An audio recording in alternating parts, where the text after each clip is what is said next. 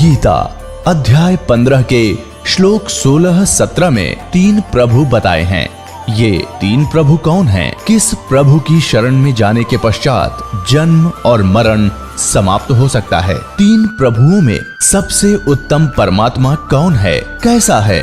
उसका क्या नाम है? इन सभी गूढ़ रहस्यों को जानने के लिए अवश्य सुनिए जगत गुरु तत्वदर्शी संत रामपाल जी महाराज के अमृत वचन। अब इनकी छुरी क्या है? अज्ञानियों की के मोक्ष प्राप्त प्राणी आत्मा ऊपर सतपुरुष में वहां चेतन ही चेतन है, प्रकाश ही प्रकाश है, भगवान नहीं है, वो तो समुद्र है एक प्रकाश का, और उसमें आत्मा ऐसे मिल जाती है जैसे बूंद समुद्र में। अरे अज्ञानियों, वाणी तले रे परमात्मा कबीर साहब की और मन ग्रंथ काल के दूत तो ये तो पहले न बता रहे थे निराकार निराकार, और परमात्मा ने बता रखा वो साकार है, मनुष्य दृश्य है, उसके एक रोमकूप में करोड़ सूर्य मिला दे, करोड़ चंद्रमा इतना तेज है उस परम पिता का, और वहां गई हुई आत्मा उसके चंवर करते हैं तो समुद्र में लीन होगी, बूंद चंवर किस पर करेगी? वहां भगवान है ही नहीं। तो ये देखो 16 बानु हंस को रूपा, 16 सूर्य जैसा प्रकाश हो जाता है, और बिना सत धुन बजे अनुपा, या सत धुन असली धुन वहां पर बज रही है। हंसा कर चंवर सिर भूपा, भूप माने उस राजा के सारी सृष्टि के मालिक भगवान के सिर पर चंवर करता है, और वो सतपुरुष दरबारा है। वो सतपुरुष का दरबार सतलोक सचखंड है। और कोटिन भानु उदय जो होई, एते ही पुन चंद्र खलोई, पुरुष रोम सम एक न होई, ऐसा पुरुष दरबारा है। कहते हैं उस पुरुष माने सतपुरुष परमात्मा के एक रोमकूप में करोड़ सूर्य, कोटिन भानु कोटि करोड़ सूर्य, और इतने ही फिर चंद्रमा दोनों मिला दे, और पुरुष रोम सम एक ना होई, परमात्मा के एक रोमकूप की रोशनी के बराबर उनका इन दोनों करोड़ करोड़ सूर्य चंद्रमा का प्रकाश भी सही नहीं, पूरा नहीं होता, फीका रहता है। ऐसा पुरुष दीदारा है, ऐसे परमात्मा का दर्शन है, वो देखा जाता है। ये है वो प्रकाश ही प्रकाश है, और उसमें आत्मा जाकर डूब कर मर जाती है। अरे फूटे बाग तुम्हारे, तो ऐसे गुरु हमारे इब सतपुरुष से आगे की बातें बताई हैं। आगे अलख लोक है, उस तो आगे उसकी अरब सूर्य जितनी एक रोमकूप की शोभा है, फिर आगे अलख लोक है, अलख लोक है, फिर अगम लोक, फिर अकय लोक। ये सब बता करके फिर क्या बताया है कि काया भेद किया निर्वारा, ये सब रचना पिंड मझारा। परमात्मा क्या बताना चाहते हैं शब्द के माध्यम से, जो ये समझ नहीं सके इनके गुरु लोग। इसमें ये बताया कि ये जो मैंने बताया ये सतलोक के अंदर है, लेकिन इस माया ने, इस दुर्गा ने काल के आदेश से उस सतलोक की झूठी रचना इस पिंड के अंदर कर रखी है, इस ब्रह्मांड में बना रखी है, और इस वह पिंड में दिखा है तुमने। यह सारी काल की रचना जो काल ने नकली बना रखी वह इस पिंड में दिखा है। हमारा लोक तो इस तो बाहर है। आगे देखो, काया भेद किया निर्वारा, ये सब रचना पिंड मुझारा, पिंड मानियो शरीर, माया अवगत जाल पसारा, सो कारीगर भारा है। आदि माया दुर्गा ने आदि माया किन्नी चतुराई, और झूठी बाजी पिंड दिखाई। अवगत रचना रची अंडमाही, उस अवगत की ऊपर के लोग जिसकी गति कोई नहीं जानता, उस सतलोक सत अगमलोक अखमलोक अकलोक की रचना रची अंडमाही। इस ब्रह्मांड कहो चाहे अंड कहो, और ताका प्रतिबिंब डारा है। ओहो, आदि माया की नी चतुराई, झूठी बाजी पिंड दिखाई। परमात्मा कहते जो मैंने अभी तक तुम्हारे शरीर के में बताया है, शरीर में ऐसी ऐसी वस्तुएं बना रखी इस काल ने, और ये हैं तो वो ओरिजिनल तो सतलोक में, इसने झूठी बना दी इस ब्रह्मांड में। इस ब्रह्मांड से आपका जो से चैनल बना दिए, इसमें इस शरीर के जो चैनल हैं ये केवल आपके इस ब्रह्मांड तक की वस्तुओं को ही दृष्टिगोचर करवा रहे हैं। इससे बाहर सतलोक की इसमें कुछ भी देखने की नहीं है, ना वह धुन है जो वास्तविक धुन सतलोक में है देखना। आदि माया की नी चतुराई, झूठी बाजी पिंड दिखाई, और अविगत रचना रची अंडमाही। इस अवगत उस परमात्मा के ऊपर के लोगों की रचना इस अंड ब्रह्मांड में रच दी, और उस सच्ची रचना का प्रतिबिंब यानी नकल यहाँ पर डाल दी, प्रतिबिंब डाला है, ओनली नकल बनाई है। और फिर क्या निर्णय करते हैं, शब्द विहंगम चाल हमारी, कहे कबीर सतगुरु देई तारी।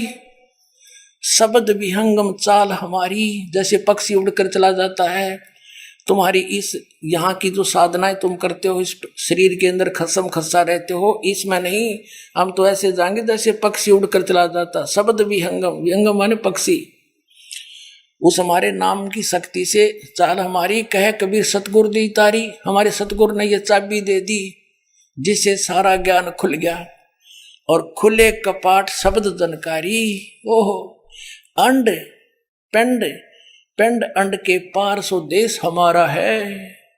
ये कति क्लियर कंसेप्ट कर दिया कि जो तुम शरीर के अंदर देखो हो, ये काया भेद किया निर्वारा। तुम्हारी काया में ये सांग जोड़ रखा है इस झूठी बाजी का सो, और ये सब रचना पिंड में जा रहा। इस पिंड कहो चाहे शरीर कहो, यानी ये पिंड है, ये शरीर टीवी है, ये ब्रह्मांड है, इसको अंड भी कहते हैं, इसको ब्रह्मांड भी इसी को कहते हैं, क्योंकि इसकी इलिप्टिकल शेप है, अंड आकार है, और यो है एक ब्रह्मांड।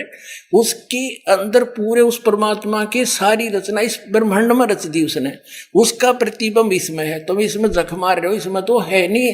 अंड और पिंड के पार सो देश हमारा है। आदरणीय गरीबदास साहिब ने कहा है, कोई है रे परले पार का, जो भेद कहे जनकार का। कोई है रे परले पार का, जो भेद कहे झनकार का। असली धुन तो कहते वहां बज रही है सत धुन, यहाँ तो नकली धुन है इस काल की। आंख बांध कर कान बंद करके बहरे हो गए। ये तो अंड और पिंड के पार सो देश हमारा है। जो इसमें धुन सुना हुआ सब काल की धुन है। बोलो सतगुरुदेव। परम पिता परमात्मा पूर्ण ब्रह्म सारी सृष्टि के रचनहार कबीर देव जी, कबीर परमेश्वर जी, ये हमारे पिता हैं। हम प्राणी यहाँ काल के जाल में फंसे हुए हैं। आपको सृष्टि रचना के सुनने से पता चलता है कि हम कैसे यहाँ फंसे और किस प्रकार वो परमेश्वर हमारे लिए भटक रहे हैं। ठीक है, हमसे गलती बन गई, ऐसी गलती हमसे बनी जो अक्षमा योग्य नहीं थी, फिर भी कहते हैं पूत पिता से बेमुख होई, तो भी पिता जान मल धोई। यदि पिता से पुत्र विमुख हो जाता है और वो फिर भटक कर धक्के खा के कष्ट उठा करके और पुनः अपने पिता की शरण में आ जाता है, तो सब उसके अवगुणों को जानते हुए भी अपने पिता उनको क्षमा कर देते हैं। तो पुण्यात्माओं, ये हमारे पिता हैं। हमसे गलती हुई और जिस कारण से हम यहाँ इतना कष्ट उठा रहे हैं। पुण्यात्माओं, अभी तक हमें सत्संग प्राप्त नहीं हुआ। हमने कभी जोर देकर सोचा ही नहीं कि ये हमारे साथ ऐसी घटनाएं क्यों घट रही हैं। जन्म होता है, खुशी मनाई जाती है, मृत्यु होता है, हाहाकार मच जाता है। कोई रोगी है, कोई कोढ़ी है, किसी का अंग भंग है, कोई व्यवसाय के कारण कष्ट में है, कोई धन अधिक होने से दुखी, कोई धन के बिना दुखी, कोई संतान से दुखी, कोई संतान के बिना दुखी। आजीवन इस शरीर को ही सुरक्षित रखने के लिए, इसी को चालू रखने के लिए हम सारा जीवन लगे रहते हैं। 100 जगह झूठ बोलते हैं, ना जाने कितने पाप कर डालते हैं बगैर ज्ञान के। फिर उनका दंड भोगने के लिए पशु पक्षी आदि योनियों में हमें जाना पड़ता है। खाओ पियो, फ्रेश होया हो, फिर खाओ पियो, सो जाओ, पढ़ के उठते ही फिर धंधे पर लग जाओ, और इसी प्रोसेस में कभी अचानक मृत्यु हो जाती है। जिन कार्यों को हम अति अनिवार्य जानते हैं वो अधूरे ही रह जाते, हम चले जाते हैं। तो परमात्मा कहते हैं जब तक आपको आध्यात्मिक संपूर्ण ज्ञान नहीं होगा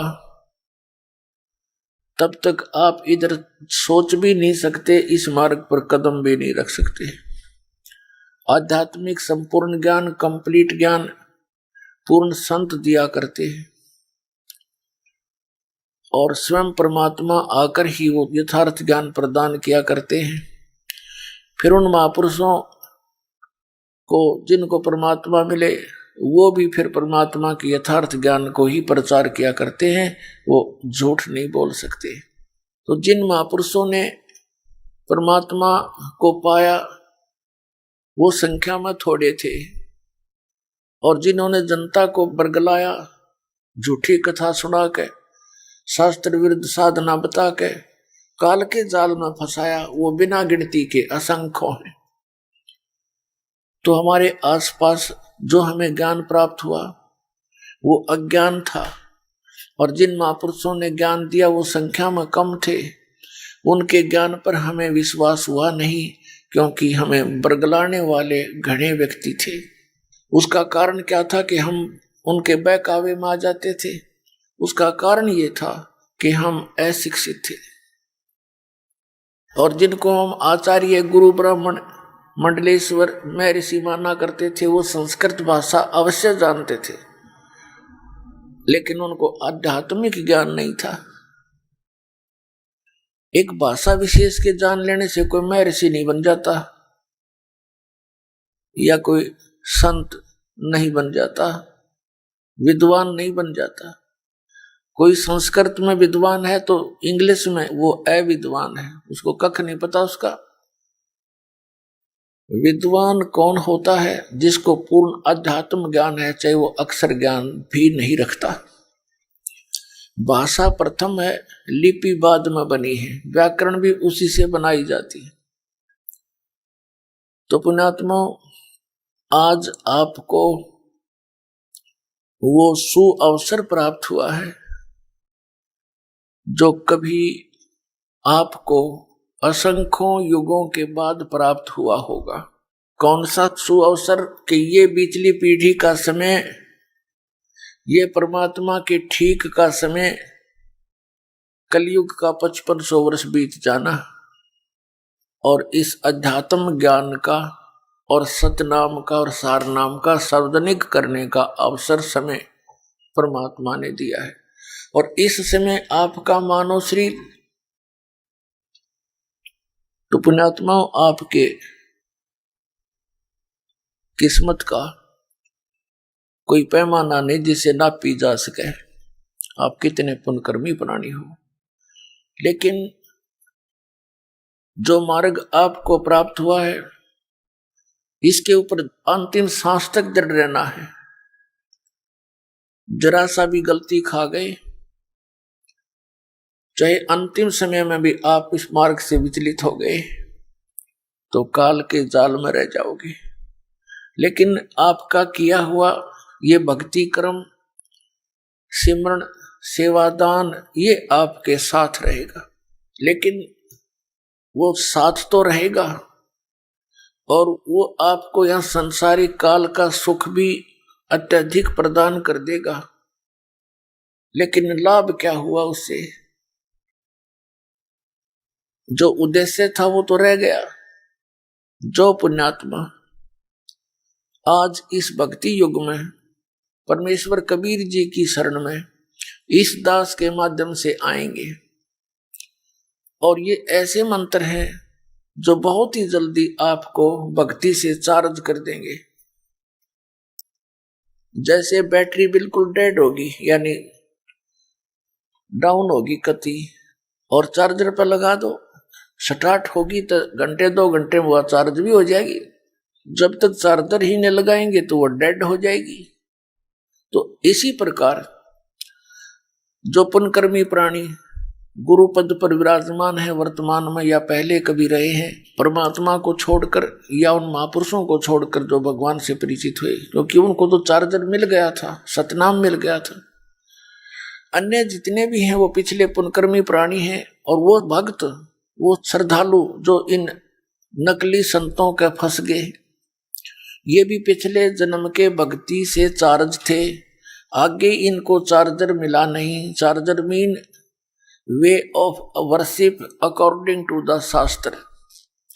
शास्त्र विधि अनुसार ये सत साधना प्राप्त हुई नहीं, तो जिस कारण से उनकी पिछले जन्म की बैटरी यानी पुण्यकर्म रहे, तब तक चार्ज रही वो बैटरी, तब तक तो उनके घरों में सारे सुख दिखाई देते थे, और फिर एकदम ही वो सुविधाएं समाप्त हुई।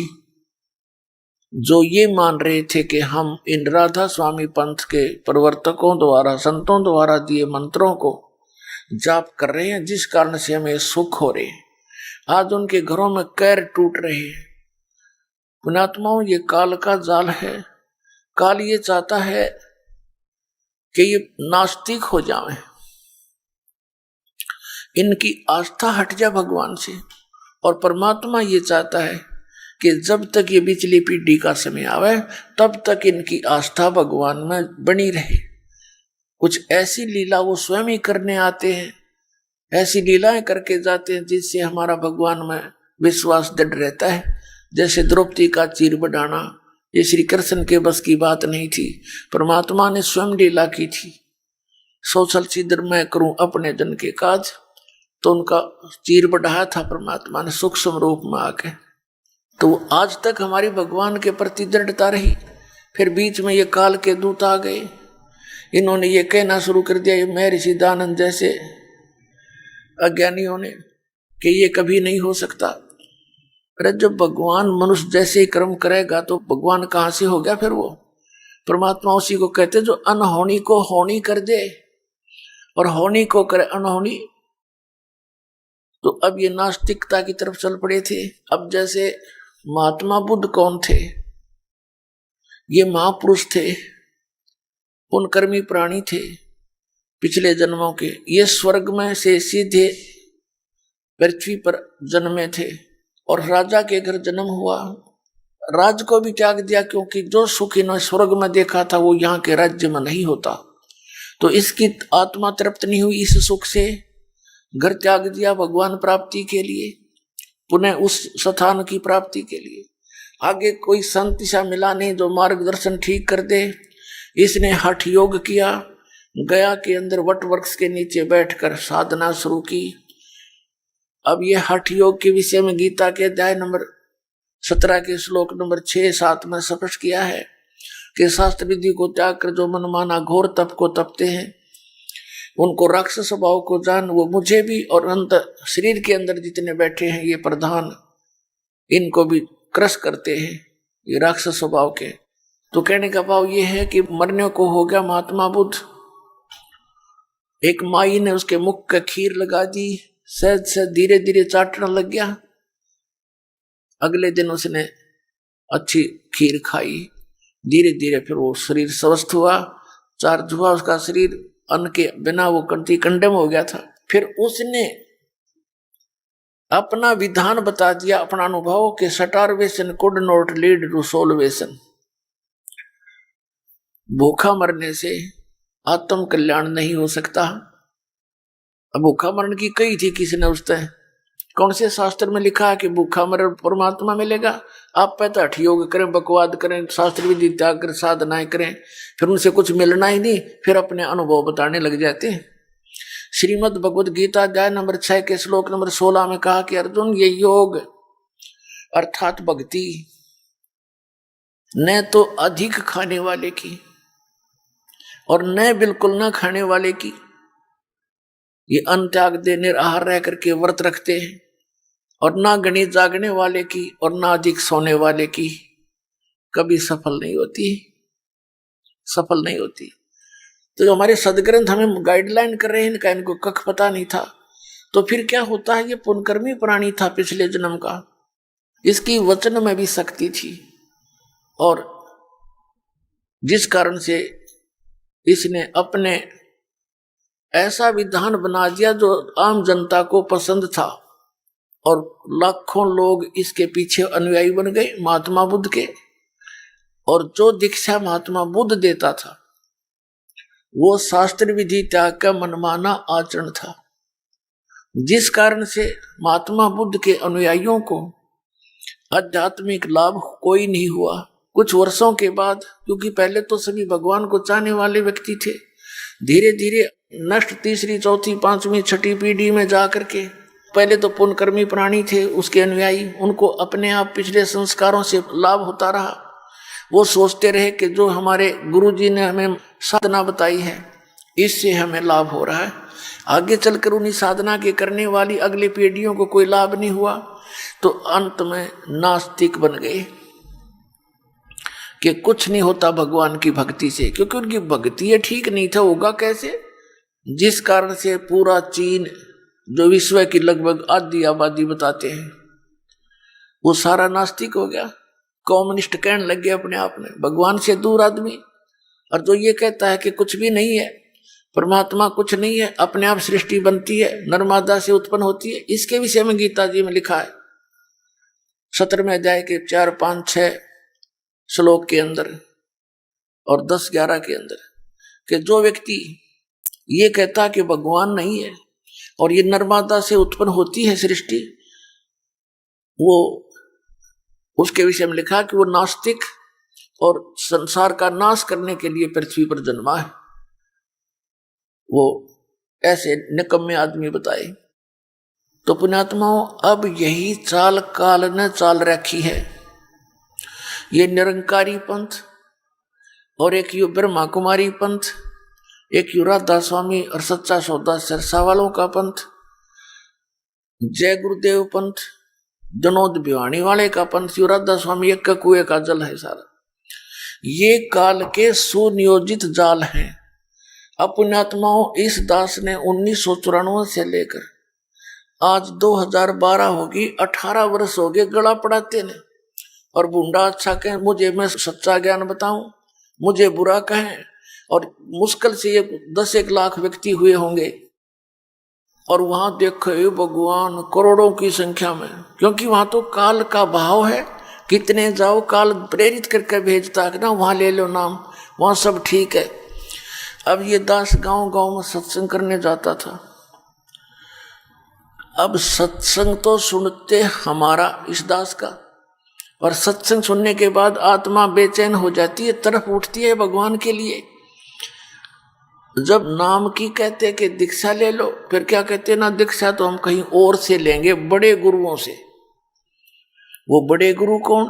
कि राधा स्वामी वाले, वहां लाखों व्यक्ति जाते हैं, आपके पास तो 50 व्यक्ति सत्संग सुनने आ रहे हैं। शुरू की बातें, मैं कहा भाई बड़ा काल ने बड़ा काम कराए। तो अब सत्संग सुने हमारा, हर नाम ले वो सच्चा सौदाले का जाकर सिरसा गया। और फिर दूसरा कारण क्या था कि हम सभी बुराई छुड़वाते हैं, बीड़ी, शराब, मांस, तम्बाकू, हुक्का, सिगरेट और अन्य जो भक्ति बाधक हमारी रीतियां हैं वो भी नहीं हमने करनी। तो वो क्या कहते हैं, भाई बीड़ी तो नहीं छूट है। कोई कहता है भाई मैंने नाम लेना है, किसी से वो पता लगता है कि ये कोई दूसरे गुरु से उपदेशी है, उसके पास जाकर उसने कहा कि मैंने नाम लेना है लेकिन मैं बीड़ी नहीं छोड़ दूंगा। तो कहते राधा स्वामी वाले और धन धन सतगुरु वाले कहते हैं बीड़ी की कोई बात नहीं, आ जा तेना नाम दिवा के लाऊं। वो गिल हो लिया, बस बीड़ी छोड़नी नहीं, नाम गुरु जी का ले लिया, मोक्ष हो जाएगा। अब खाक मोक्ष होगा उसका। एक बहन अपनी बहन को नाम दिलाने ले आई, उसने बताया कि ये मेरी बहन है। वो उसकी बहन पहले से दीक्षित थी दास से। उसने जो हमारे से दीक्षित थी भगवान कबीर साहब की शरण में थी, उसने बताया जी ये मेरी बहन है और 8-7 वर्ष से ये राधा स्वामी का नाम ले रही है और इसकी इतनी दुर्गति हो रही है, बे बुरा हाल हो गया इसके घर का, और मुश्किल से मना के लाई हूं। न्यों कहे गुरु ना बदला करते। और जो उसके आसपास की जो औरतें थी वो न्यों कहती थी गुरु तो ईसा बदल लिया, ऐसा खसम बदल लिया। अरे फूटे भाग थरे। गुरु का नाता अलग है। गुरु एज ए डॉक्टर, पति अपने स्थान पर है। जैसे एक डॉक्टर से रोग निनाश हो रहा तो 6 बदलने चाहिए अपना जीवन बचाने के लिए, ये कोई बात है। फिर दूसरा नो बोली, मैंने पता था कि ये बीड़ी बैड़ी पिया करे। मैंने कहा बहन तू बीड़ी भी पीती होगी। अखा जी बीड़ी छोड़नी पड़ेगी। कहने लगी जी ठीक है छोड़ दूंगी, छूटेगी तो। मैं ऐसा नहीं, ये छोड़नी पड़ेगी। अगली छोड़ दूंगी। वो नो कहने लगी, बोला जी पहले तो मैं नहीं पीती थी, नाम लेने के बाद पीण लागी। अरे तेरे फोटे भाग, नाम ले पा छोड़ा करे शुरू करया करे, तारी सारी उल्टी रीति। वो कहने लगे जी मैं पहले नहीं पीती थी, सत्संग करती थी गांव में, औरतें जैसे उनकी चर्चा होती है, ज्ञान चर्चा है, तो वहां बीड़ी का प्रसाद देते हैं। एक प्लेट में खोल के बीड़ी अलग अलग और माचिस बीच में एक रख देते हैं, और सब ने अनिवार्य होता है प्रसाद है पी ले। क्यों शिवदयाल जी भी हुक्का पाड़ा करता, तो इनका हुक्के कोई आंट नहीं तमाकू की। और परमात्मा कहते अमल आहारी आत्मा कदे न पावे पार। भांग तमाकू छोतरा आफू और शराब, कह कबीर कैसे हो बंदगी ये तो करें खराब। अब प्रसंग चल रहा है, हम उसी पर आते हैं। तो वहां से नाम ले आए, क्यों वहां कोई मर्यादा की आवश्यकता नहीं। सारे संसारी कर्म वैसे ही करते हैं जो एक भगत को नहीं करने चाहिए। तो कहने का भाव दास का ये है कि ये सभी पंथ काल के चलाए हुए हैं। जैसा आपने पहले भी सुना है कि काल ने कहा था कि कलयुग में जब आप भेजोगे अपना अंश, जैसे परमात्मा ने कहा कि जब 5505 वर्ष कलयुग बीत जाएगा तब ये बात मेरी साची होगी। क्या साची होगी कि मैं कलयुग में उस 5500 जो वर्ष कलयुग बीत जाएगा अपना अंश भेजूंगा, अपनी प्यारी आत्मा अपना दास भेजूंगा, और वो सतनाम देने का अधिकारी होगा।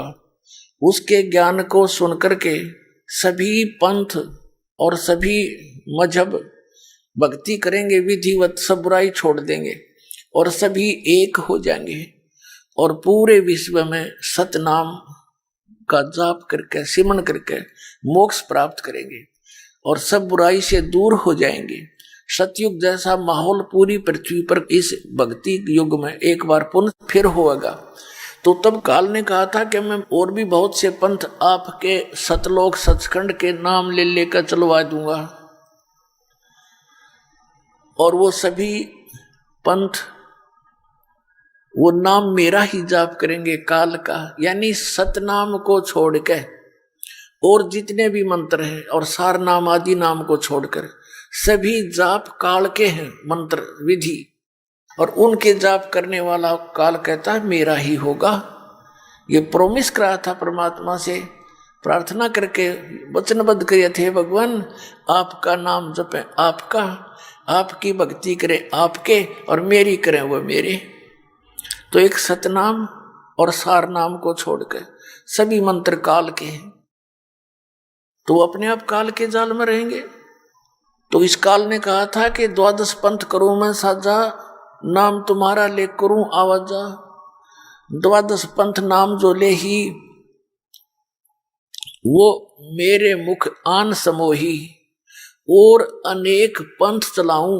वो 12 पंथों से अलग कहता, और अनेक, जैसे ब्रह्मा कुमारी, राधा स्वामी पंथ, धन धन सतगुरु सच्चा सौदा जगमाल वाली और सिरसा पंथ, और ये जय गुरुदेव पंथ, वे 5 नाम जाप करते हैं। सच्चा सौदा ने थोड़ी सी चतुरता कर ली, काल मूर्त सब स्वरूपी राम सतपुरुष, ये कोई मंत्र है? ये तो एक महिमात्मक नाम है, उस परमात्मा के उपमात्मक नाम है। उसको तो हमने पाना है, उस सतपुरुष को, अकाल मूर्त को। जल की महिमा सुनाई जा रही है, जल पानी नीर करते रहो। क्या जल मिल जाएगा? उस जल पानी नीर को तो हमने ढूंढना है, उसका प्रोसेस अलग है। हैंडपंप लगाओ, वो की मारो, और फिर हैंडपंप ऊपर लगेगा मशीन, और फिर उसकी पूजा करो, उसको हलाओ, सेवा करो, वो जल निकलेगा। ऐसे ही सतनाम और आदि नाम और प्रथम के वो 5 नाम, ये पूरा प्रोसेस है उस जल को प्राप्ति का, उस सतपुरुष को प्राप्ति का। ये पूजा ही नहीं है। पूजा उसकी होती है जिसको इष्ट रूप में हम मानते हैं। जैसे एक पतिव्रता बेटी होती है, पतिव्रता पत्नी होती है, वो अपने ज्वाइंट फैमिली में रहती है। जेठ भी होते हैं, जेठानी भी होती है, देवर और देवरानी भी होती है, सास ससुर भी होते हैं, छोटी बड़ी ननद भी होती है, रिश्तेदार भी आते हैं, और भी कोई मित्र प्यारे उसके पति और ससुर के आते हैं। तो सबका आदर करती है, सबसे प्यार से बोलती है और बहुत अच्छा व्यवहार करती है, लेकिन वो उनकी पूजा नहीं कर रही। वो पूजा तो अपने पति की कर रही है। आदर सत्कार कोई अन्य वस्तु होता है। अब पूजा में और सत्कार में दिन रात का अंतर होता है।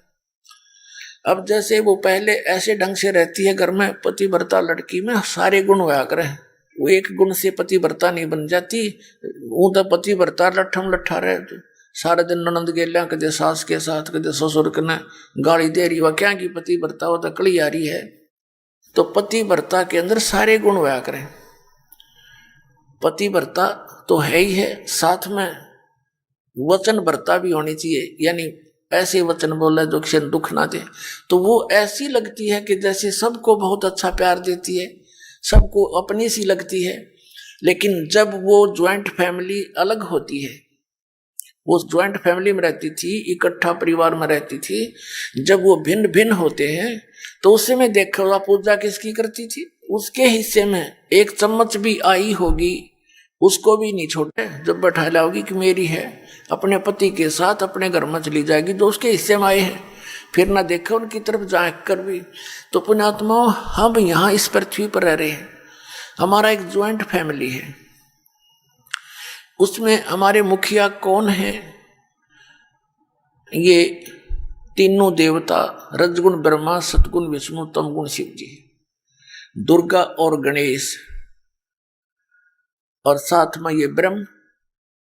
तो हम इनके साथ रह रहे हैं, ये हमारी ज्वाइंट फैमिली है, ये यहाँ के प्रधान हैं। तो यहाँ के प्रधानों से हमें, जब तक हम यहाँ रहेंगे तो सभी सुविधाएं नहीं से प्राप्त होगी हमें। और जब हम यहाँ से चलेंगे तो हम इनकी जो साधना करते हैं, ये पूजा नहीं करते, ये हमारा एक नैतिक धर्म बना है, इनका सत्कार करें, बड़े छोटे का यथोचित सत्कार करना हमारा कर्तव्य बनता है। तो हम इनका सत्कार करते हैं, पूजा नहीं करते हैं। जैसे आपने बैंक लोन ले रखा है और साथ में मीटर कनेक्शन ले रखा है, बिजली का, पानी का और टेलीफोन कनेक्शन ले रखा है, तो इन सब का जो तुम बिल भरते हैं आप, तो पूजा थोड़ी है, वो तो उनका देना है, उसको प्यार से दिया जाता है, प्रेम के साथ उनके साथ व्यवहार, अपना कांटेक्ट रखा जाता है। तो वो पूजा नहीं है, वो हमारा अपना जो एक शिष्टाचार होता है, उस आधार से हम उनको बैंक का लोन भर रहे हैं तो वो हम प्यार देते हैं, चाय पिलाते हैं, बैठो जी, आओ जी। और हम बैंक लोन ना देंगे तो अगले दिन गाड़ी लेकर खड़े होंगे, अब भाई तेरा सील करते हैं। तो इसी प्रकार हमने सतलोक चलना है, और यहाँ के जितने भी ये प्रधान हैं, इनका कर्जा हमने उतारना है।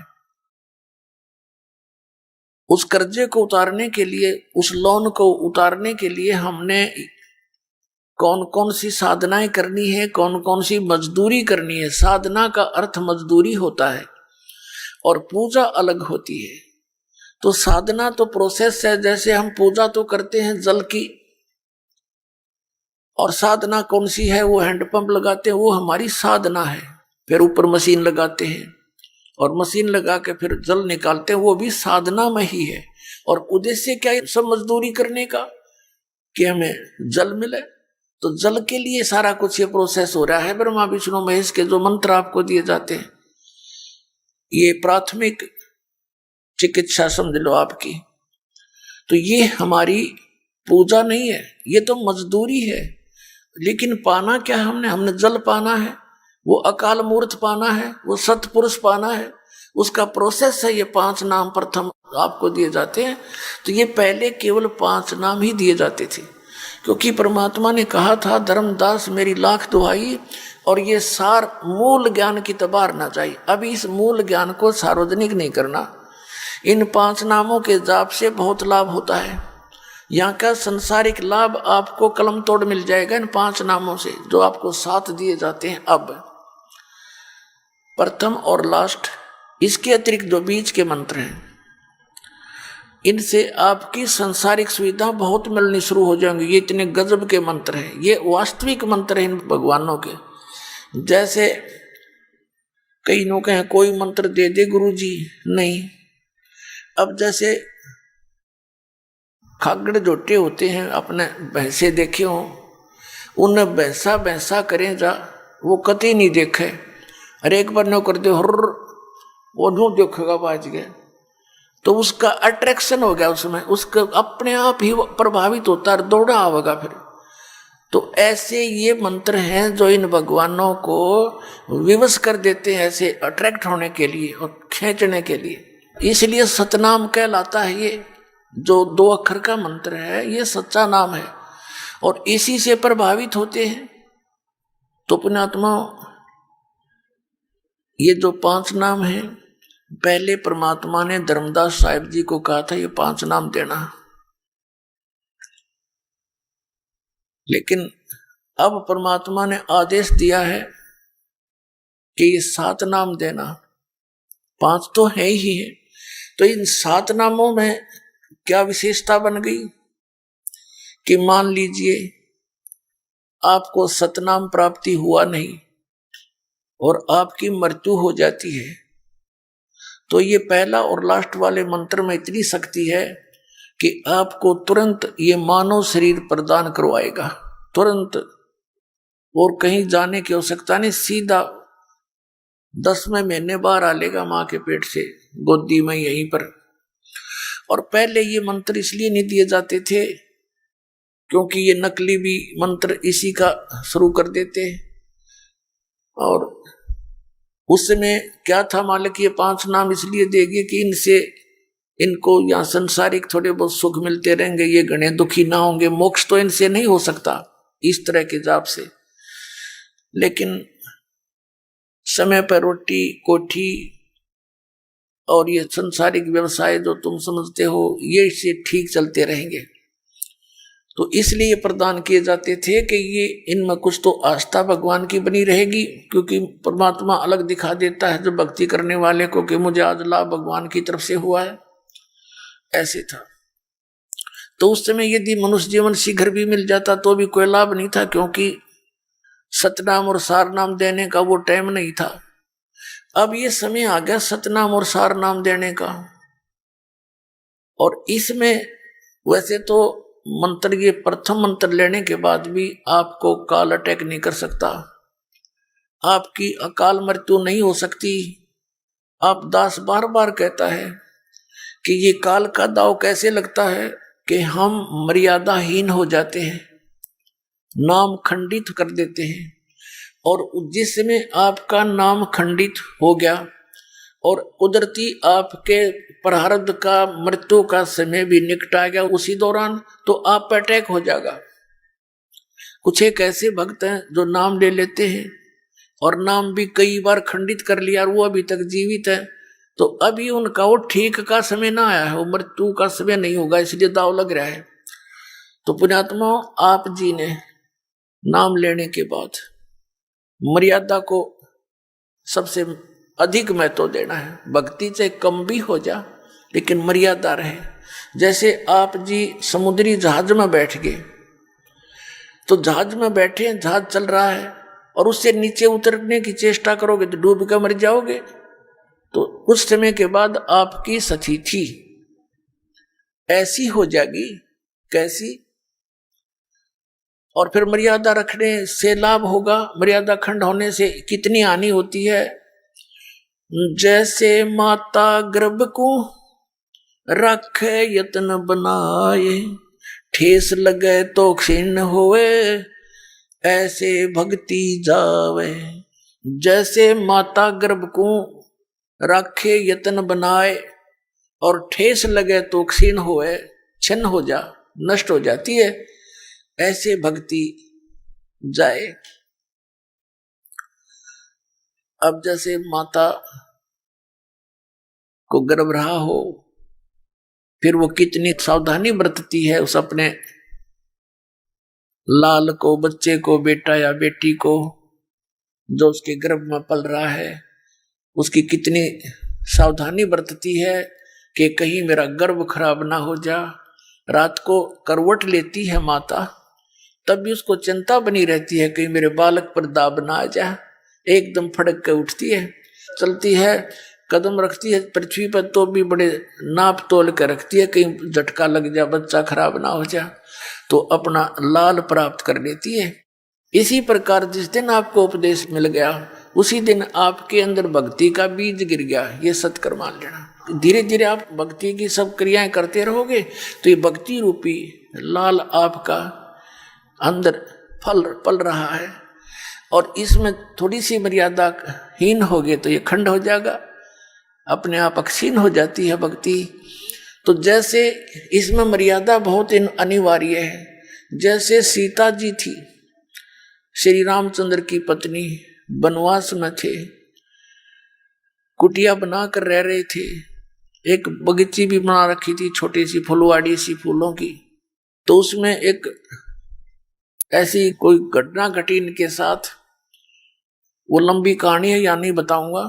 तो उन्होंने एक रेखा खींच दी थी झोंपड़ी के चारों तरफ, और सीता से कह दिया था लक्ष्मण जी ने कि माता, वो बड़ी भाभी थी, उसको माता के तुल डील करता था कि आप जी इस रेखा से बाहर ना जाना, जब तक आप इस रेखा में रहोगी आपको कोई हानि नहीं कर सकता, ना जंगली जानवर कर सकता, ना कोई दानव कर सकता, राक्षस नहीं कर सकता। और वो दोनों भाई फिर मृग के पीछे चले गए थे। एक स्वर्ण मृग दिखाई दिया था, सीता ने कहा था इसको लाओ, किसी तरह लाओ। आइए अब हम उन श्रद्धालुओं के अनुभव जानते हैं जो जगत गुरु तत्वदर्शी संत रामपाल जी महाराज जी से दीक्षा प्राप्त कर चुके हैं तथा उनके द्वारा बताए गए भक्ति मार्ग पर चल रहे हैं। नमस्कार जी। नमस्कार जी। क्या नाम है जी आपका? मेरा नाम डॉक्टर जया काम्बोज है। जया जी, आप कहाँ से हैं? मैं उधम सिंह नगर उत्तराखंड काशीपुर से हूँ। जया जी, संत रामपाल जी महाराज से नाम दीक्षा आपने कब ली? संत रामपाल जी महाराज से 2015 में नाम दीक्षा ली मैंने। जया जी, आपने क्या क्या भक्ति साधनाएं की अभी तक? हम सभी देवी देवताओं की भक्ति करते थे, सभी तरीके के व्रत रखते थे। दुर्गा माता के व्रत रखना, संतोषी माता के व्रत रखना, भोले भगवान के, विष्णु भगवान के और हनुमान जी के, इन सभी देवी देवताओं के व्रत रखते थे और हफ्ते के सारे हफ्ते व्रत करते थे। पूरा हफ्ता हमारा व्रत में गुजर जाता था। उसके बाद हमारे पिताजी हमेशा से ही चाहते थे कि हम कोई गुरु बनाएं, तो हमने जब गुरु बनाने चाहे तो मिले नहीं कोई गुरु, ढूंढते ढूंढते। उसके बाद कई बार हम टीवी देखने बैठ जाया करते थे। मेरे पिताजी टीवी लगा के हमेशा गुरुजी को ही देखते थे कि हाँ चलो किसी गुरुजी की खोज में टीवी देखते हैं और कोई अच्छे गुरु मिलेंगे तो नाम दीक्षा ले लेंगे। तो उसके बाद उन्होंने देखा निर्मल बाबा जी हैं, बहुत लोगों के कष्ट दूर कर रहे हैं। वो बताते थे कि अगर किसी को परेशानी है, जैसे किसी को पीलिया हो गया, किसी को 2 दिन से भूत दिखाई दे रहे हैं, या कोई दारू पी रहा है, इस तरीके की लोग उनके पास बीमारियां और उपचार लेके आया करते थे कि ऐसा ऐसा हो गया हमारे साथ। तो वो बताया करते थे कि हाँ वहाँ देवी जी का मंदिर है, वहाँ बोतल चढ़ा देना या फिर समोसे खिला देना, गरीबों को बांट देना। इस तरीके से बताते थे वो, तो हम मान जाते थे कि हाँ, हमें जब ज्ञान नहीं किसी चीज़ का तो हम मानते थे कि हाँ हो सकता है ऐसा करने से हमारे थोड़े पुण्य बढ़े और हमें गुरुजी मिले, तो हमें भी थोड़ी मोक्ष की चाह थी कि हमें भी मोक्ष मिलेगा, क्योंकि गीता में लिखा है ना, गुरु के बिना मोक्ष नहीं है। तो चाह थी एक गुरु बनाने की, तो सोचा निर्मल बाबा जी को बना लेते हैं, क्योंकि उनका सत्संग देखते थे, समागम किया करते थे वो। उसके बाद हम वहाँ जाने की सोचते थे कि चलो, टीवी में देखते देखते जब उन पर विश्वास बढ़ता चला गया तो हमने सोचा चलो हम वहाँ चले जाते हैं, एक बार निर्मल बाबा जी के दर्शन करके आएंगे और उनका समागम देख कर आएंगे। वहाँ जाने के लिए तो बहुत पैसे की जरूरत थी, पर पैसा हमारे पास था नहीं, और हमने निर्मल बाबा जी को गुरु बना लिया। उसके बाद भी हमने सभी देवी देवताओं की भक्ति करी। जैसे मेरे पापा जी हैं, बृहस्पतिवार का व्रत किया करते थे, उसके बाद मंगलवार का व्रत मेरे भैया करते थे, हनुमान जी का व्रत, मम्मी शुक्रवार का व्रत करती थी, और मैं भी विष्णु भगवान को, श्री कृष्ण जी को बहुत माना करती थी। बचपन से ही हम कृष्ण जी के बहुत बड़े पुजारी थे। सब कुछ करे जा रहे हैं लेकिन फिर भी कोई लाभ नहीं मिल रहा। उसके बाद फिर थोड़ा सा संकोच आया मन में कि गुरु बनाना चाहिए, गुरु भी बनाया, लेकिन फिर भी हमारे जो घर के कष्ट हैं, मेरे पिताजी बहुत दारू पीते थे। बचपन से जब हम छोटे छोटे थे, हमने तब से अपने पिताजी को दारू पीते देखा है। हमारे गृह कलेश इतने थे कि सर आप विश्वास नहीं करेंगे कि हमें 2 टाइम की सूखी रोटी नसीब नहीं होती थी गृह कलेश की वजह से। इतनी दारू पिया करते थे मेरे पिताजी। हमारी माँ ने हमें पढ़ाया लिखाया, पिताजी भी सपोर्ट करते थे, ऐसा नहीं है, पर जो उनकी एडिक्शन थी, जो उनका दारू पीने का था कि हाँ मुझे दारू चाहिए ही चाहिए, तो उसमें वो अपनी सैलरी कर दिया करते थे ख़त्म। उसके बाद हमारी माता जी ने पढ़ाया लिखाया, सब कुछ किया हम लोगों का, और काफ़ी स्ट्रगल किया हम लोगों ने, पर हम लोगों को गुरु बनाने के बाद भी कोई लाभ नहीं मिला। जया जी, फिर आप संत रामपाल जी महाराज जी की शरण में कैसे आईं? पापा टीवी देखा करते थे डेली, शाम को देखते थे, ऐसे धीरे धीरे देखते देखते टीवी उनको संत रामपाल जी महाराज का सत्संग मिला। एक दिन देखने लग गए वो, धीरे धीरे उन्होंने स्टार्टिंग करी देखने की। देखते रहे। मुझे बहुत गुस्सा आता था, मैं उनके पास आके बैठती थी, मैं कहती थी क्या वकील से लगा के बैठ जाते हो, ये बोलते रहते हैं ऐसे ही, पहले आपने निर्मल बाबा जी को गुरु बना लिया, अब ये वकील जैसे आते रहते हैं, इनको लेके बैठ जाते हो आप। उसके बाद फिर सुनते रहे, काफ़ी टाइम हो गया उन्हें सुनते सुनते। उन्होंने कम से कम 6-7 महीनों तक संत रामपाल जी महाराज का सत्संग सुना। उसके बाद जो है होली आने वाली थी हमारे घर, जैसे होली होती है ना मार्च में, वो सब चल रहा था हमारे घर, सारी तैयारियां हो रही थी। अब सर होली तो क्या ही होती थी हमारे घर पे, होली जो है वो मातम ही है, ये लगा लो। हमारे घर तो ये हाल हो जाता था जब होली आती थी। तो ऐसा होता था कि पिताजी हमारे पूरे दिन दारू पीते रहते थे, नॉनवेज बनता था, नॉनवेज खाते थे, उनके जो फ्रेंड्स हैं वो भी आया करते थे, और सारे दिन मतलब हमारा यही होता था। इस बार होली थोड़ी हमारी अलग हुई संत रामपाल जी महाराज की वजह से, क्योंकि पापा ने 6-7 महीने से जो संत रामपाल जी महाराज के सत्संग सुने थे, उन्होंने होली के दिन से एक दिन पहले ही सोचा कि मैं बरवाला आश्रम चला जाता हूँ, जहाँ संत रामपाल जी महाराज का आश्रम है। और उन्होंने हम लोगों को किसी को कुछ नहीं बताया, बस मम्मी को बोला कि मैं जा रहा हूँ आश्रम। मम्मी ने कहा कि पता नहीं क्या हो गया, हमेशा तो होली को लेके इतने एक्साइटेड रहते हैं, और अब इन्हें एकदम से बरवाला आश्रम जाना है, वो भी हिसार में, इतनी दूर है वो। हम स्कूल से आए तो मम्मी बोलती हैं पापा तो तुम्हारे गए बरवाला आश्रम। हमने कहा चलो ठीक है, अब पता नहीं कौन से गुरु बना के आएंगे। इन्होंने पहले हमें निर्मल बाबा में लगा के रखा, और अब ये जो संत रामपाल जी महाराज पता नहीं कौन से वकील जैसे बैठे रहते हैं, उनको अब गुरु बनाने के लिए चले गए ये। लेकिन एक थोड़ा सा मन में थी संतुष्टि कि हाँ चलो इस बार पापा किसी अच्छे काम के लिए गए हैं। घर में हमारे ना दारू आई और ना ही मीट मच्छी बना उस दिन, कुछ भी नहीं, कोई नॉनवेज नहीं बना हमारे घर। पहली होली जन्म से लेके अब इतनी बड़ी हो गई मैं, अब तक की पहली होली ऐसी थी हमारी, हमने इतनी सुकून की होली बिताई। फिर उसके बाद पिताजी ने मेरे वहाँ जाने के बाद नाम दीक्षा ली संत रामपाल जी महाराज से। वो घर आए, उन्होंने हमें सारी बातें बताई कि संत रामपाल जी महाराज कि यहाँ कोई भी गरीब, कोई भी अमीर, इस चीज़ का कोई भेदभाव नहीं होता। वहाँ रिच एंड पुअर जो हैं सब एक ही लाइन में बिठाए जाते हैं, और सबको देसी घी का भंडारा करवाया जाता है। हर तरीके से उनको अच्छे से ट्रीट किया जाता है। उन्हें कभी ये वो नहीं होने देते हैं कि तुम गरीब हो तो तुम पीछे बैठोगे, या तुम अमीर हो तुम आगे बैठोगे। 1 रुपया नहीं लिया जाता वहाँ। संत रामपाल जी महाराज हर तरीके से निःशुल्क नाम दीक्षा देते हैं, और सभी लोगों की बहुत ज़्यादा हेल्प करता है हर कोई वहाँ पे। जैसे जो संत रामपाल जी महाराज के शिष्य थे, जब उनसे पापा पहली बार मिले तो वो हमें बताते हैं कि मुझे ऐसा लग ही नहीं रहा था मैं कहीं और आया हूँ, मुझे तो ऐसा लग रहा था मैं अपना परिवार में ही बैठा हुआ हूँ। वहाँ पे सबका नेचर इतना अच्छा था। जो इंसान बचपन से दारू पीता हो, उस इंसान ने एकदम दारू त्याग दी हो। जब संत रामपाल जी महाराज से उन्होंने नाम दीक्षा ली, उन्होंने बिल्कुल दारू छोड़ दी। हम अचंभित थे कि ऐसा हो कैसे सकता है, इट्स अ मिरेकल, ऐसा कैसे हो गया कि मतलब बचपन से लेके आज तक हमने इतनी देवी देवताओं की भक्ति करी, सारे व्रत किए, सब कुछ किया, लेकिन मेरे पिताजी ने कभी दारू नहीं छोड़ी। अगर छोड़ते थे 1-2 दिन के लिए ठीक है, मैंने संन्यास ले लिया, दूसरे तीसरे दिन फिर पी के आ जाते थे, फिर लड़ाइयाँ होती थी। अब मम्मी जी मेरी देखती हैं तो वो हैरान हो जाती हैं कि गुरुजी में कोई तो बात है, संत रामपाल जी महाराज ऐसे इंसान नहीं हो सकते जो एक दिन में दारू छुड़वा दें मेरे पति की या मेरे हस्बैंड की। उसके बाद मम्मी को भी मेरी थोड़ा थोड़ा विश्वास अंदर से होने लगा, हालांकि वो मानने को तैयार नहीं थी कि हाँ ऐसा है। फिर उनके मन में इच्छा जागरूक हुई कि चलो मैं एक बार देख के आती हूँ जाके। फिर वो जाने के लिए कहने लगी तो भैया बोलते हैं चलो मैं भी चलता हूँ। तो मम्मी तो मेरी नाम दीक्षा ले ही लेती हैं कि नहीं, गुरुजी ने तो मेरे पति को सुधार के रख दिया। एक बीड़ी पीने वाला इंसान, दारू पीने वाला इंसान, एक स्मोकर के पास भी नहीं बैठ रहा। अब तो कुछ तो ऐसा है इनके अंदर कि इन्होंने मेरे घर वाले को सुधार के रख दिया, हस्बैंड को मेरे बिल्कुल सुधार दिया। मेरी जो भाभी हैं डॉक्टर्स को चेकअप के लिए दिखाने जाती थी तो सब कुछ नॉर्मल चल रहा था काफ़ी हद तक। तीसरा चौथा महीना जब उनका हुआ तो सडनली ऐसा कुछ हुआ, हम लोग रात में जा रहे थे, सडनली ऐसा कुछ हवा का चक्कर हुआ या क्या हुआ कुछ पता नहीं चला उस समय, पर कुछ ऐसा हुआ जिससे मेरी भाभी बिल्कुल विचलित हो गई, बहुत ज़्यादा परेशान हो गई और उनका जो है मिसकैरेज हो गया। सडनली क्या हुआ हमें खुद पता नहीं चला, ना वो गिरी ना कुछ हुआ ऐसा, पर कोई ऐसा हवा का चक्कर होता है। वो भी शुरू से शिव शंकर जी की भक्ति करती थी, वो उन्होंने शादी के बाद कह दिया कि तुम्हें जो भक्ति करनी है वो कर लो और मैं जो करूँगी भोलेनाथ की पूजा वो मैं करूँगी, मैं और कोई पूजा नहीं करना चाहती।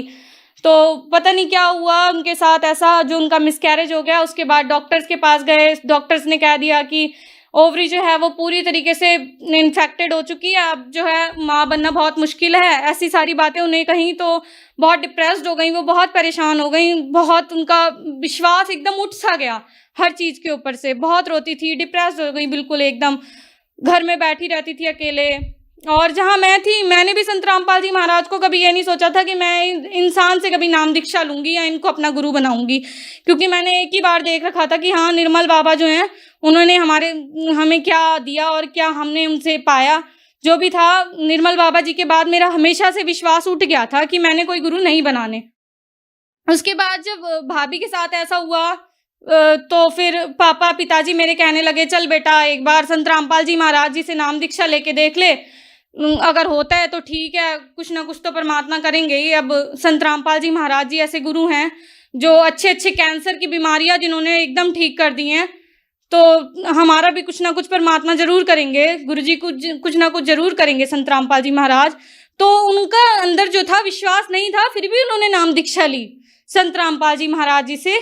उन्होंने कहा ठीक है पिताजी आप कह रहे हो तो मैं चलती हूँ, मैं नाम दीक्षा लेती हूँ, मैं मानूंगी, सब कुछ करूंगी, क्योंकि एक औरत तो ऐसी है कि उसको बच्चा तो चाहिए ही चाहिए, कुछ मिले ना मिले लेकिन बच्चा तो चाहिए ही चाहिए। तो उन्होंने बेबी के लिए कुछ भी किया कि हाँ हमें बेटा चाहिए या बेटी चाहिए, कुछ भी दे लेकिन दे भगवान।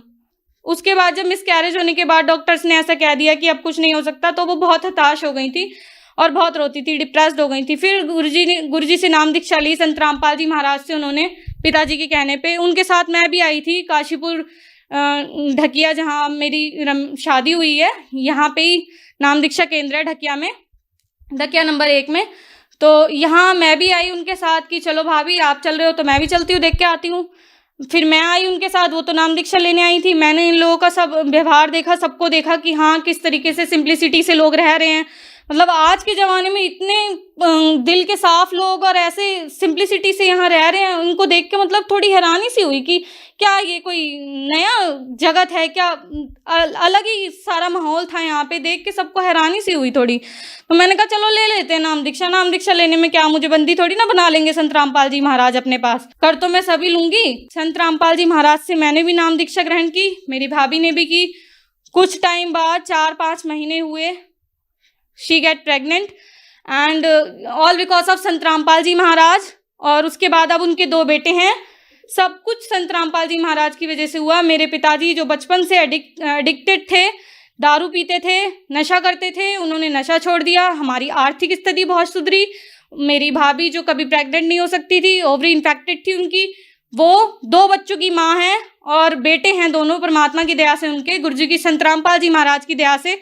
उसके बाद संत रामपाल जी महाराज जी की दया से मेरी शादी हुई। मतलब संत रामपाल जी महाराज के शिष्य से मेरी 17 मिनट में रमेड़ी हुई, बिना दान दहेज के। कोई एक पैसे का दान दहेज नहीं लिया इन लोगों ने, हम लोगों से कोई भी। ये भी संत रामपाल जी महाराज के शिष्य हैं जो मेरे हस्बैंड हैं, तो उन्होंने 1 रुपये का दान दहेज नहीं लिया। और ना मैं घर से अपने एक जोड़ी कपड़ा लेकर आई थी, कुछ भी नहीं लेके आई। मेरे जो यहाँ पिताजी माताजी हैं उन्होंने सब कुछ अरेंज करके रखा हुआ था मेरे लिए पहले ही। उसके बाद संत रामपाल जी महाराज की दया से मुझे एक बेटा भी मिला, और उसके बाद कुछ मैंने महसूस किया कि वो रात रात को कराहता रहता था, बिल्कुल परेशान रहता था। तो हमने उसको डॉक्टर को दिखाया, बेटे को मेरे। तो डॉक्टर्स ने कहा, उसका पूरा टेस्ट किया, पूरी बॉडी का टेस्ट किया उसका। 1-2 बार तो उन लोगों ने हम लोगों को बुलाया, काफ़ी देर तक बिठाया, बताते नहीं थे कि क्या है क्या नहीं है। फिर उन्होंने टेस्ट किया तो मेरे माता पिता गए थे, मेरे जो इन लॉज हैं वो वहाँ गए थे। उनको बताया उन्होंने कि इसको लेफ्ट लेग में जो है हर्निया है, उसको बेटे को इनके। तो इन्होंने मुझे नहीं बताया, बाद में मुझे बताते हैं कि ऐसा ऐसा है। डॉक्टर्स ने बोला है कि जब ये 10 kg का हो जाएगा तो इसका जो है ऑपरेट करके ये लेफ्ट लेग का जो हर्निया है, जो कि सिर्फ ऑपरेशन से ही ठीक होता है, तो ये निकालना पड़ेगा इसको, सिजेरियन करके जो भी करना है ऑपरेशन करके इसको जो है निकालना पड़ेगा। ये ऐसे ठीक नहीं हो सकता जब ये पूरे 10 किलो का हो जाएगा। तो बहुत रोए, बहुत घबराती थी मैं। परमात्मा, मुझे इतना प्यारा बच्चा दिया है आपने, उसके बाद मेरे को ऐसे कैसे मेरे बच्चे को हर्निया हो गया और क्या होगा मेरे बेटे का। इतनी परेशान हो गई थी मैं कि संत रामपाल जी महाराज क्या करूं अब मैं, मेरे इतना सुंदर बेटा दिया है आपने मुझे, और उसके बाद मेरे बेटे को हर्निया ऐसा कैसे हो गया, कहाँ हमसे कोई गलती हो गई। तो संत रामपाल जी महाराज जी को हमने फिर अरदास लगाई, नंबर से अरदास लगाते हैं संत रामपाल जी महाराज को। तो वहाँ से आया, बिटिया घबराओ मत, भक्ति ठीक करो अपनी, सब कुछ ठीक हो जाएगा। उसके बाद संत रामपाल जी महाराज की दया से सब ठीक हुआ, और जो बेटा मेरा बिना ऑपरेशन के ठीक नहीं हो सकता था वो भी एकदम भगवान संत रामपाल जी हमारे लिए तो भगवान ही है। संत रामपाल जी महाराज जिन्हें हमने गुरु बनाया है, ऐसा आज तक नहीं हुआ कि हमें इतने लाभ कहीं मिले हों, हमारी मन की इच्छा पूरी हुई हो। उसके बाद मेरा बेटा जो है वो सर बिना ऑपरेशन के मेरा बेटा बिल्कुल ठीक हो गया। और क्या लाभ बताऊं, मुझे इतने सारे लाभ परमात्मा ने दिए हैं, संत रामपाल जी महाराज ने, कि गिनती नहीं कर सकते इनके लाभ की। जया जी, आज साइंस और टेक्नोलॉजी का जमाना है। आप एक डॉक्टर हैं, जहाँ पर मेडिकल साइंस मना कर देता है कि इस बीमारी का ऑपरेशन होगा या ये बीमारी लाइलाज है, लेकिन संत रामपाल जी महाराज उस बीमारी को बिना ऑपरेशन से ठीक कर देते हैं या बीमारियां ठीक कर रहे हैं। ऐसा कैसे संभव हो रहा है? जो मेरे साथ हुआ है मैं तो बस उस चीज को जानती हूँ कि संत रामपाल जी महाराज जी से मिलने के बाद मेरे सामने मेरा बेटा जो इतना तड़पा करता था, उसको हर्निया थी, इतना परेशान हुआ करता था, वो बिल्कुल संत रामपाल जी महाराज की दया से बिना ऑपरेशन के सिर्फ और सिर्फ 10 दिन के अंदर उसकी हर्निया गायब हो गई। तो मैं इस चीज को बिल्कुल इग्नोर नहीं कर सकती कि साइंस या सद्भक्ति अलग अलग हैं या कुछ हैं। साइंस अपनी जगह है, साइंस ने तो कह दिया कि हाँ ऑपरेशन होना है। अब हम साइंस के मुताबिक चलते तो मेरा बच्चा ऑपरेशन के बिना ठीक नहीं हो सकता था, लेकिन सद्भक्ति ऐसा मार्ग है जिसकी वजह से ही, संत रामपाल जी महाराज की वजह से मेरा बच्चा बिना ऑपरेशन के बिल्कुल ठीक है। मैं इतनी पढ़ी लिखी हूँ, मैंने खुद पूरी अपनी लाइफ में नोटिस की है ये बातें। जो चीज़ें मैंने, इतने व्रत हम लोगों ने, हमारी फैमिली ने किए थे। मेरे पिताजी ने कभी आज तक दारू नहीं छोड़ी, मेरे घर में इतनी कभी सुख शांति नहीं हुई। जिस साइंस ने बोल दिया था कि एक औरत कभी प्रेग्नेंट नहीं हो सकती, उसका कभी बच्चा नहीं हो सकता, वो 2 बच्चों की माँ है, तो ये चमत्कार नहीं तो क्या है। ये संत रामपाल जी महाराज की दया से, ये कोई अंधश्रद्धा भक्ति नहीं है, ये हमारा विश्वास है। जया जी, हमारे दर्शकों को बताएं कि संत रामपाल जी महाराज से नाम दीक्षा कैसे ली जा सकती है? टीवी चैनल पे जो सत्संग आता है उसमें एक पट्टी नीचे चलती है, उस पे भी 4-5 नंबर दिए गए हैं, हम उस पे फोन करके पता लगा सकते हैं। उस पे फोन करेंगे हमें वो लोग सारी बातें बताएंगे कि आपके आसपास कौन सा ऐसा नामदान केंद्र है जहां जाकर आप नाम दीक्षा प्राप्त कर सकते हैं। और हर जगह से इंसान की, कहीं का भी हो, चाहे वो फॉरेन का हो, चाहे इंडिया, चाहे पाकिस्तान का हो, कहीं का भी हो, हर जगह हमारे संत रामपाल जी महाराज के नाम दीक्षा केंद्र खुल चुके हैं आज, और जगह जगह से लोग नाम दीक्षा प्राप्त कर रहे हैं संत रामपाल जी महाराज की। धन्यवाद जी। धन्यवाद।